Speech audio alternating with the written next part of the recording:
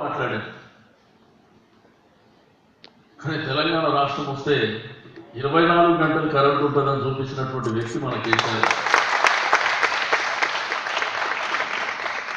సరే, film development corporation ఒకవైపు, in between ఏంటంటే అందరినీ కూర్చొని, ఇప్పుడు ముఖ్యమంత్రి గారు పదే పదే చెప్తా ఉంటారు,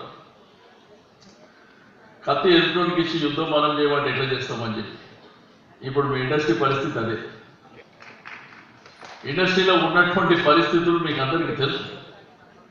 నేను ఒక ప్రయత్నం చేసిన, 3-4 సార్లు అందరినీ కూర్చోబెట్టిన. ఆ రోజు అన్నపూర్ణ స్టూడియో 7 ఎకర్స్లో అందరినీ పిలిచి మీటింగ్ పెట్టిన.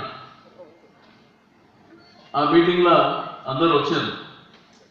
వచ్చినప్పుడు మనం ఒక సజెషన్స్ తీసుకొని ఎట్లా